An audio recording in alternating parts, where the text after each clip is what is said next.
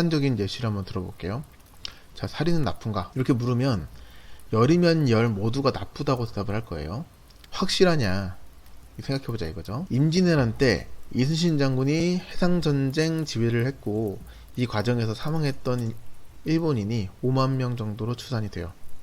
근데 이순신 장군은 영웅이죠. 물론 일본의 입장에서는 그러지 않을 수도 있겠지만 2차 세계대전이 끝날 때쯤 해서 미국이 히로시마랑 나가사키에 살상 무기를 떨어뜨려요. 그리고 20만 명이 죽어요. 근데 미국은 2차 세계대전을 종결시켰던 국가로 평가를 받아요.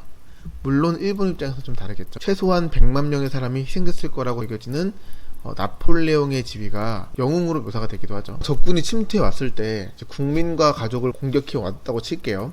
그랬을 때 비윤리를 따지지 않고 상대를 살인하지 않으면 이걸 선이라고 볼 수 있는가? 말이 어렵죠. 극단적인 얘기긴 한데요. 살인도 양면을 가지고 있어요. 그러니까 우리는 어떤 거에서 좋다 나쁘다라고 같이 평가를 하는데 이 자연계에는 애초에 좋고 나쁨이 없어요.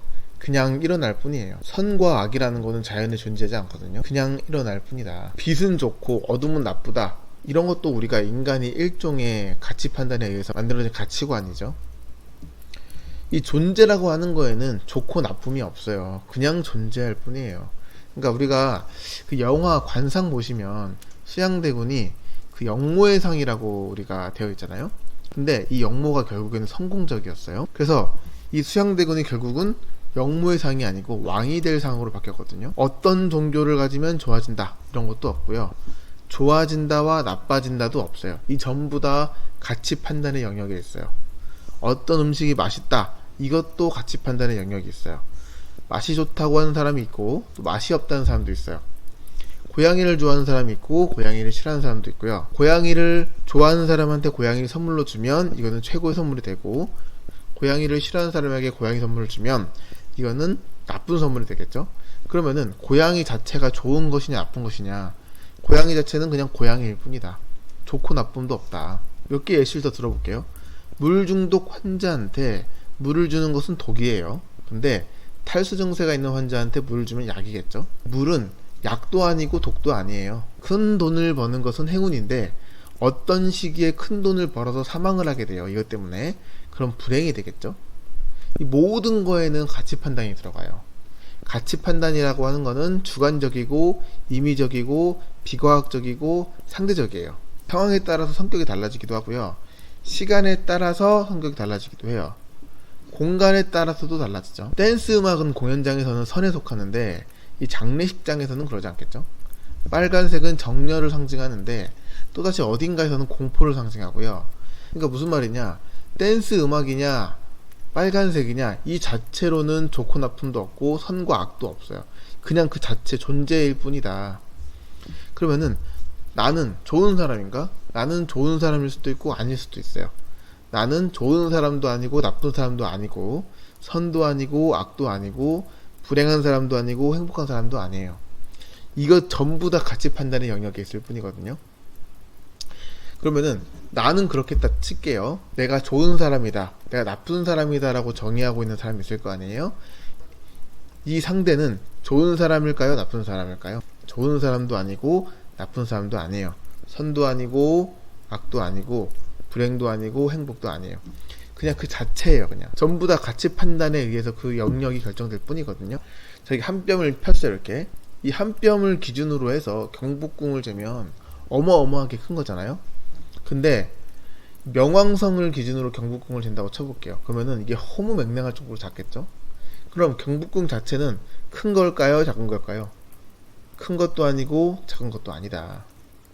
그저 그거일 뿐이다. 그러니까 뉴스를 보다 보면은 와, 저 쳐죽일 놈들 이런 놈들이 있잖아요. 그럼 이 사람들은 그럴까요 아니면 그럴 수도 있고 아닐 수도 있을까요? 그럴 수도 있고 그렇지 않을 수도 있다. 이 모든 것은 가치 판단에 의해서 결정이 된다. 자, 가치 판단은 다시 말하지만 그럴 수도 있고 그렇지 않을 수도 있다. 요거는 오락가락하기도 하고요, 모호하기도 하고요, 언제든지 달라질 수도 있어요. 눈을 딱 감고 이 마음 속에 있는 기준선만 싹 바꾸면 언제든지 달라져. 예를 들어 볼게요. 이렇게 제 가치 판단을 손가락이라고 잡았을 때, 이렇게 했을 때는 당연히 제 손 왼쪽에 있겠죠. 근데 제 가치 판단만 움직이면 더 이상 왼쪽에 있지 않기도 한 거예요.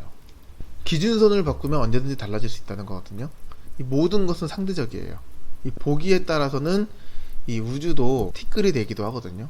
아니면 엄청나게 광활하고 무한하다고 보기도 하죠. 우주를 광활하게 만들기도 하고 티끌로 만들기도 하는 거는 외부 세계에 존재한 게 아니라, 절대적인 게 아니라 우리가 바라보기에 따라 그렇다 이거예요. 그러면은 이거는 일종의 관념이에요. 이 관념을 정하는 거, 다시 말하면 왼쪽에 있게 만들고 싶으면 손가락을 움직이는 게 편하겠죠. 손가락을 움직이는 거는 훈련으로 가능하다. 고양이는 생맹이라고 그러잖아요. 눈에 보이는 우리 지붕이 딱 있어요. 근데 이게 빨간색이에요, 예를 들어서. 근데 저 색이 고양이 눈에는 초록색일 수도 있는 거예요. 색깔이라고 하는 것도 인식하는 개인마다 상대적일 뿐이에요. 다. 내가 보이는 것이 상대한테 보이지 않을 수도 있고요, 상대가 보이는 것이 내가 보이지 않을 수도 있어요. 이거는 당연한 일이고 누구의 잘못도 아니에요. 그냥 그런 현상이 있다라는 것 뿐이에요. 기독교가 옳다, 뭐 불교가 옳다, 이슬람이 옳다, 옳다는 것은 없고, 좌파가 옳다, 우파가 옳다 이런 것도 없어요. 민주주의가 좋은 것도 없고요, 사회주의가 좋은 것도 없어요. 이게 좋은 점이 있으면 나쁜 점도 있고요, 이게 좋은 점이 있으면 나쁜 점이 있는 거예요. 이 모든 거에는 양면이 존재해요. 우주에는요, 오른쪽과 왼쪽이 없어요. 오른쪽도 내가 뒤만 돌아버리면 왼쪽으로 변하는 거고, 왼쪽도 내가 다시 뒤를 돌면 오른쪽으로 변하는 거예요. 절대적이라는 것은 없어요. 우리가 이렇게 정의할 수 없는 하나의 덩어리를 진리라고 불러요, 기독교에서는. 이 가치 판단을 지워서 이 양면 모든 것을 확인할 수 있는 거를 우리는 불교에서 해탈이라고 부르고요, 스스로를 올가매는 속박에서 벗어나서 진리를 알게 되면 우주를 티끌로 만들기도 하고 새로운 우주를 창조하기도 해요. 우주를 창조하는 것은 창조주와 같다, 이렇게 볼 수 있습니다. 창세기를 보면은 하나님이 우주를 창조하시죠. 근데 우리는 눈을 감고 우리의 새 우주를 창조해낼 수가 있어요. 즉 무슨 말이냐, 성부, 성자, 성령이 하나이며 여기에는 나와 절대자가 포함된다는 거예요. 유일신을 강조하지 않아도 이미 모든 것은 하나거든요. 지구에 있는 원소 단위가 어떻게 배열되느냐에 따라서 내가 되기도 하고요, 여기는 스마트폰이 되기도 하고 저기는 쓰레기가 되기도 해요.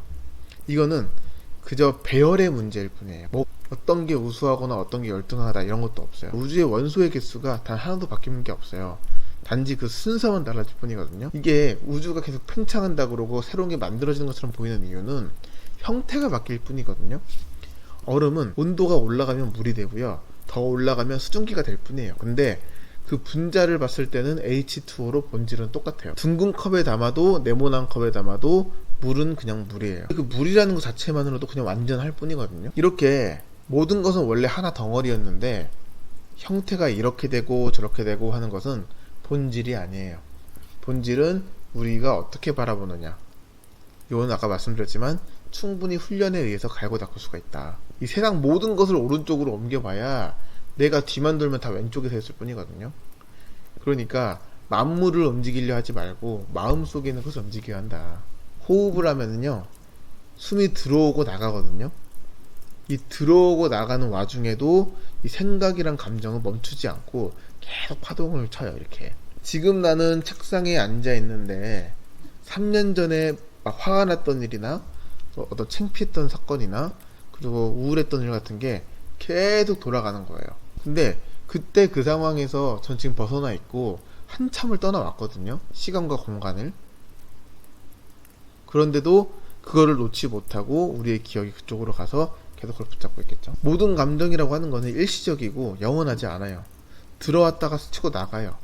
이렇게 들어왔다가 스치고 나가는 단순한 감정을 다시 가서 끄집어 오는 거는 이거는 본인이 책임이에요. 그리고 거기서 다시 스트레스를 양산해서 스스로 내부에 독을 만들어내서 해치는 거는, 그것은 실제로 저기 외부에 있는 게 아니라 내부에 있음을 얘기하는 거예요. 오늘의 정답이 내일에는 오답이 될 수도 있고요, 오늘의 오답이 내일에는 정답이 될 수도 있어요. 그러면은 우리가 들어오고 나가는 거에 대해서 가치 판단을 하지 않고 이미 나간 거에 대해서는 붙잡지 않고, 이런 것들이 굉장히 중요하다. 이거를 뭐라고 부르는 거는 상관이 없어요. 종교의 이름을 갖다 붙이든 사상을 붙이든 철학의 이름을 붙이든 이 본질은 달라지지 않는다 이거예요. 이런 말 한번 들어보신 적 있으실 거예요. 산은 산이요 물은 물이로다. 이 말은 산을 그저 산으로 보고요, 물을 물로 보라는 거예요.